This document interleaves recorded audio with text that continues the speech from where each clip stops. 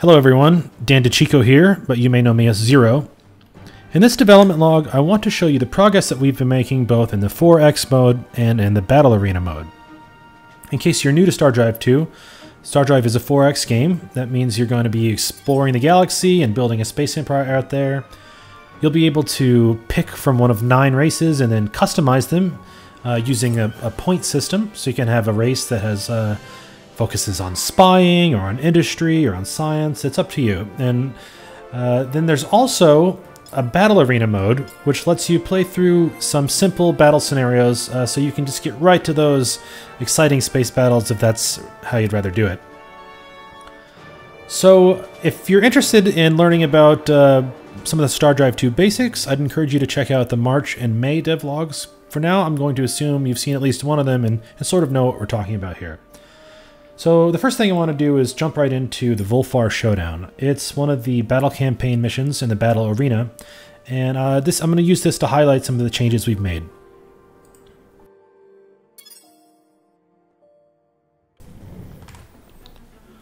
Alright, here's the Volfar Showdown. Now we've seen this in our previous devlogs, and so the things I'd like to focus on here are threefold. One, we've added fighters to the game, and they're really cool. 2, I want to talk about point defense weapons and electronic countermeasures, and you'll see those in effect. And 3, I want to show off some of the new vertical movement we have in play. So we have this money to spend, and we have a market to spend it in. And the things that I want to buy to show off here, I want to buy a fighter bay to equip that to my ships. I'd like to buy some shields, and I want to buy an electronic countermeasure jammer. I can go in the shipyard, and I think I built a ship with these. Let's see, did I? Nope. Okay, so we're just going to modify our devlog carrier design here. Okay, so it's got a fighter bay, and it's got flat cannons. Flat cannons are excellent point defense weapons, and you can see that I've added the arc extend modifier. So check it out. Without the arc extend modifier, it only covers a 90-degree angle. But as I add the arc extend, it increases the price, it increases the mass and the power draw, but I get some better coverage out of this this weapon. And these are basically meant solely for intercepting enemy missiles. Now, I also want to show off these electronic countermeasures. This is a jammer, so I'll throw that in there. And that thing takes up a lot of power, so I'm going to have to add a few power generators as well. And let's add just a little more ammo for my point defense weapons, and we'll save. Okay, so now when I go back to deploy, I can take my devlog carrier. I'm going to put out a bunch of these guys, as many as I can. And you know, I'm going to bunch them up because I want them to protect each other from the enemy missile onslaught. Okay, and I'm going to start the fight. So notice how these guys are moving into range, just in range of their missiles, but they'll stop there and they'll act as artillery. So we've improved our AI in this level. And notice now, as these missiles start getting into range, my jammers will start coming into effect. These missiles will start just weaving off into nowhere. And the ones that don't get jammed, I can pick them off with my ECM. So, not bad, right? Some are going to make it through. Yeah, some did. Okay, but I'm going to pause the game, select my carriers, and I'm going to hit L to launch my fighters. So watch as the fighters come out. As the enemy engages my frigates, you can see the fighters get to work. And they're all over the place. They're fast, they're nimble. You can see them just getting around here. Now notice the verticality that's been added here, right? So these ships are starting to maneuver under and above and around each other. And not only does it look great, but it keeps the ships from bunching up and just provides a little bit more. I mean, basically it just looks really great.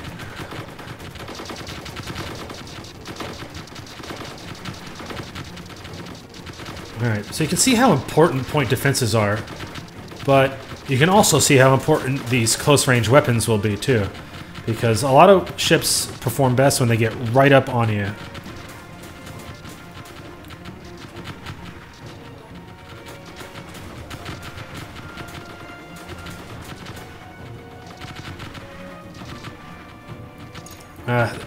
His point defense systems are starting to get overwhelmed. I can bring up the module overlay. You can see that his frontal armor is out.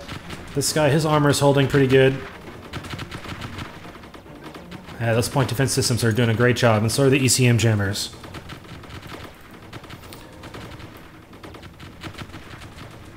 Oof. Not good enough, though. Not good enough. I've added some, like I said, we've been working on the AI in the battle, and you can see when enemy ships know they've been beat, they'll retreat. Because they're out of ammo or they're getting disabled. So now I've got some fighters left. Looks like we've done a good job of defense. I can send them in to start taking out their missile cruisers. Alright, but I don't think we're going to play this out. We've seen combat in StarDrive 2 before, and you can see more of it in the first devlog. What I want to do is go back now to the 4X mode and show you some of the changes we've made there. Over the past several months, the 4X mode has grown quite a bit. One thing you'll notice is that we've added empire borders and the names of the empires overlaid on the map. This is to give us a sort of star chart, star map feel, like a captain looking at his map to get a lay of the land. I've also added some fun economic things, like androids. Androids are cybernetic citizens that you build. Now, if your race is cybernetic, like say the Opteris race, then you don't reproduce like normal. Instead, you have to build your citizens. Now, using technology, every race can eventually get access to androids. And here I've thrown an android in my build queue. Androids have a few advantages and disadvantages over regular citizens. I have a cheat mode enabled, and I'm going to go ahead and just build one for free. And as I click my turn away and get him added in, you can see that I now have an android citizen. And he's a pretty productive guy. He's a good farmer too, but he's awful at research. Without any other bonuses, he won't do any research at all. So androids don't contribute to your happiness rating. They don't get unhappy. They don't reproduce at all. The only thing they can do is be built and then work. However, they do take food, -1 food per android. You can alleviate that penalty by building a charging hub. Cybernetic units and androids require no food when you have a charging hub. So it's nice to build one of these on your planet, pump out some android citizens, and all of a sudden you have an automated workforce. But, of course, they can't do any research, so you need to balance how many androids you're going to have with how many citizens that can actually think for themselves. Alright, in the last segment of this video, I'm going to show off a couple of new event types. One is that we've added minor races to the game. So this planet you can see has natives and a little question mark indicating that it's got an anomaly there. So we know there's somebody inhabiting that planet. And we can send our ship down to go talk to them. And as we reach the planet, we can meet the owners. It's the Hermglubs. And these are little fishy folk guys. And the Hermglubs can offer us some fish. You know, they live in an ocean planet, and if we want to buy some Hermglubian lobster to improve our approval rating at home, then we can do that.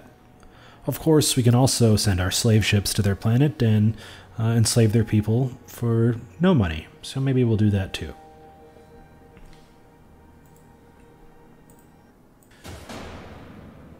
Alright, the last thing that I want to show off is ground combat. Now, in this particular scenario, we've entered an asteroid base.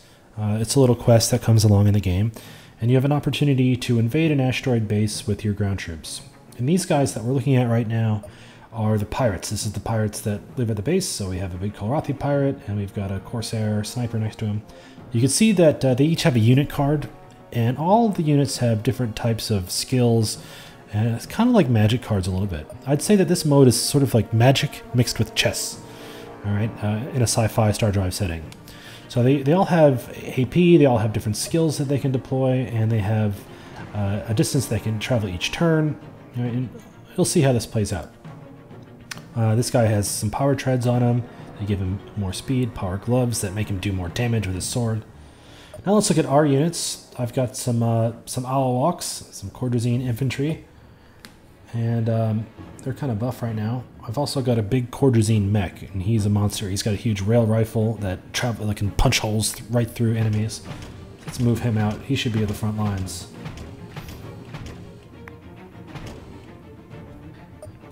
You can see that each space that he moves uses 1 action point. And we take our turns, and then we hit end turn, and we'll have the enemy players make their move. So this is a highly tactical game. There is no dice rolling whatsoever in this combat mode. I really want it to be, like I said, sort of like a fantasy science fiction chess. Influences for this, there's a game called Pax Nora that I really enjoyed, and I kind of based this mode on Pax Nora. Okay, this guy's got a rocket launcher. It's an area of effect attack, so let's launch a missile up here. Oof. And now I'm going to maneuver my Cordrazine mech to get a good shot off, one that can punch through several dudes at once. Yeah, I think that's going to be the shot there. Probably it'll go right through that dude.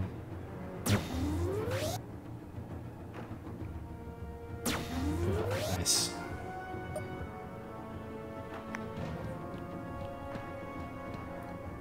So, you get the gist of how this ground combat goes. I think it's a fun way to see the characters come to life in 3D. Ground combat's always been difficult in 4X games. I think it's hard to give a shit about your ground combat units, and I thought this would be a fun way to add a little mini game. You can customize these units all you want.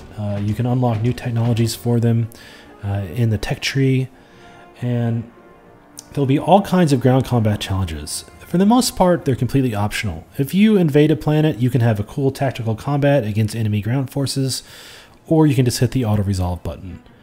For me, I like a complex game where there's lots to do and think about, and so this is the answer.